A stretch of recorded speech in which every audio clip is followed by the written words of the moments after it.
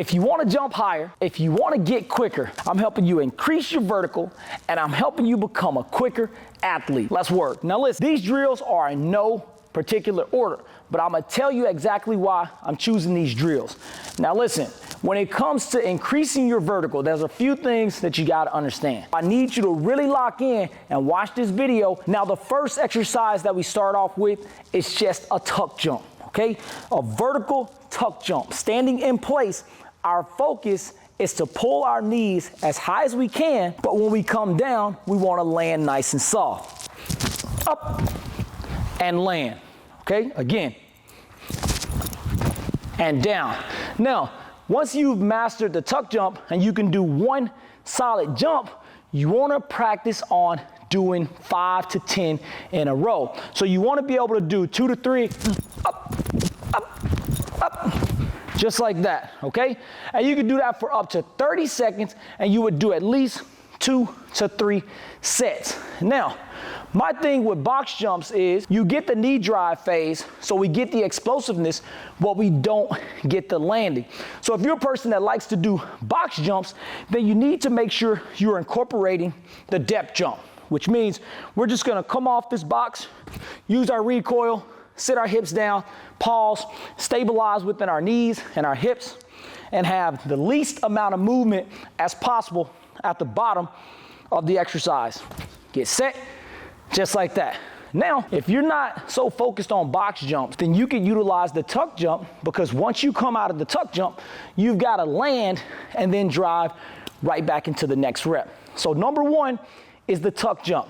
The next thing you have to be able to focus on is reactive stiffness and quickness. Pretend that a basketball is coming off the rim and you're gonna jump up immediately and get it. But when the ball was shot, you really had no idea that the ball was coming your way. So you had to react, you had to go vertical, and you had to get stiff upon hitting the ground to go vertical. You had to react. We're gonna use this box, and basically what we're gonna do, as soon as our feet touch the ground, we're gonna go vertical on top of the box. Now this is just, I think this 36-inch box, but it's fine. You can have a 24-inch, it does not matter. As soon as my feet touch the ground, I'm gonna react.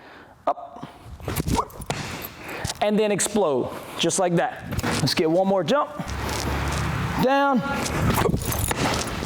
nice and quick, all right? If you're doing an exercise like this, reactive quickness, you could do sets of 10 to 12 reps. Like I said, your focus is, as soon as my feet touch the ground, bam, I gotta explode. As well as your depth drop if you're doing box jumps. You have to practice on a deceleration phase. We've gone over 2 exercises. And like I said, this is no particular order, but these are jumps that you could do, increase your vertical, and become a quicker athlete. Bounding. We did the tuck jump, vertical. Now when you think about bounds, I want you to think about distance and height. When you think about a broad jump, you think about just jumping out as far as you can. When you think about a bound, I want you to think about max height and max distance, but having the ability to land, recoil, and make the next jump, okay? So we're not just trying to make one jump, we're trying to make multiple jumps, okay? So if you have a box like this, you wanna make sure you're able to jump over it, but then you wanna be able to make another jump. So if you got hurdles work good for this. We do a bound, we'll do 2 in a row, all right? But you wanna jump forward, and then you wanna make another jump. So we'll start here, up, up, just like that. So if I'm utilizing a basketball court, I wanna try to take 7 jumps down, maybe it takes you 10, but you wanna just bound the entire basketball court and back. And you wanna do that for at least 5 reps, all right? So if you got at least 25 yards, that's fine. Down and back is 1, give me 5 solid reps. Big return on investment because of the recoil, because every time you hit the ground, you need to make sure you swing through, drop your hips, drive your knees through. Bang, bang, bang. Your jump should be like, and you should keep going all the way down, okay? Now the next drill that you wanna focus on, you wanna take some time to focus on stiffness, and you wanna do a lighter plyo that puts a focus on you keeping your heel slightly off the ground. So the stiffness would be something like a pogo jump, just like this, okay? You could also do jump rope, Some basketball players, they'll do rim touches. Stay right in front of the rim and just touch it just like that. 2 more exercises that you can utilize to help increase your quickness and help with your vertical. We've got a single cone lined up here, just 1 cone. And we're just gonna start off using 1 foot and we're gonna jump back and forth, just like that, okay? Now, if you wanna use a piece of tape, that's fine.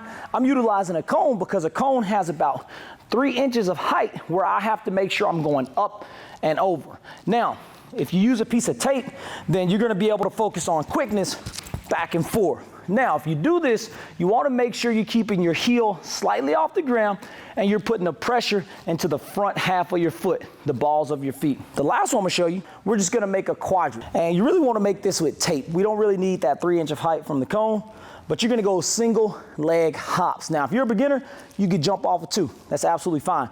But what you're gonna do is you're gonna go counterclockwise and clockwise. So if you want to start off bilateral off 2 feet, then you'll go here, okay?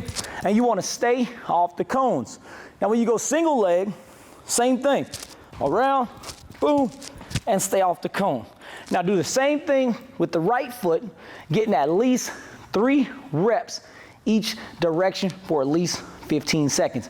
Once again, you want to focus on keeping the heel slightly off the ground. Put the pressure into the front of the foot. This is not the end all be all, okay? You will need a good rehab or resilience program to restore. A lot of this jumping is going to put a lot of pressure on your knees, so you need to make sure you're strengthening your tibialis anterior, make sure your calf muscles are nice and strong, your quads, your hamstrings, okay? So you do have a few exercises in a strengthening program that you should be doing as well. Just make sure things correlate with the workouts that you're doing. Remember to rest. We started off with the vertical tuck jump. Focus on picking our knees up, landing, and exploding right back into the next jump, okay?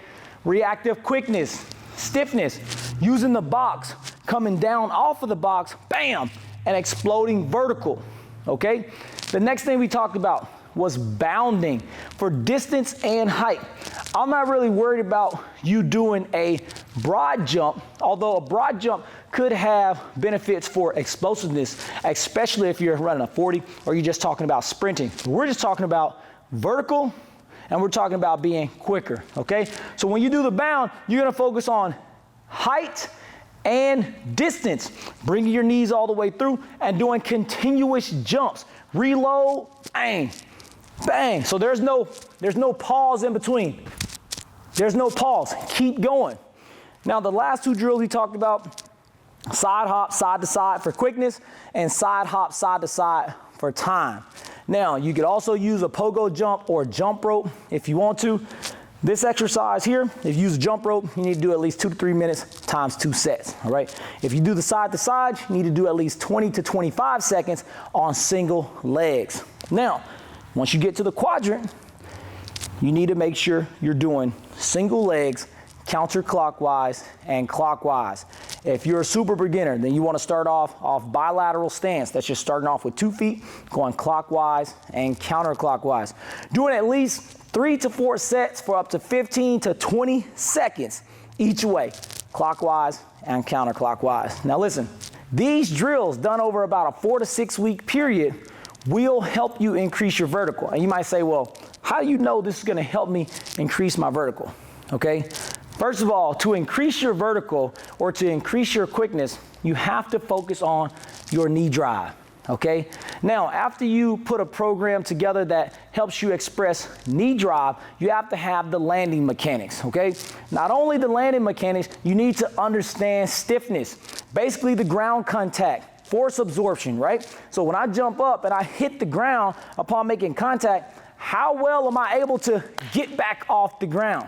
Okay, and when you do box jumps, a lot of times it's one jump and you land on top of the box, but you don't practice on making another jump. If you do box jumps, don't let it be the only thing that you do, because you need to practice on making that second and third jump. Now, box jumps have a great return on investment when it comes to knee drive, so I do like them for the hips, but make sure you're doing something like bounds and tuck jumps where when you hit the ground, you've got to jump again, and you're doing 10 to 12 in a row. Not just jump rope. Focus on picking your knees up, all right? Listen, take this information, man, share it with a friend. Most importantly, this is what you should do. before you start this program, measure yourself and see where you are. Maybe jump up and see if you can touch the nets and kind of, get an eyesight of where you are right now. And then add these exercises in 3 times a week. 3 times a week. And then see where you are after about a month and a half. And I guarantee, like, Coach, you're right, man. I did my bounds. I did my tuck jumps. I did my single leg plyos and my pogo jumps. I did my reactive stiffness and quickness drills. Coach, I was already doing some good stuff, but I just added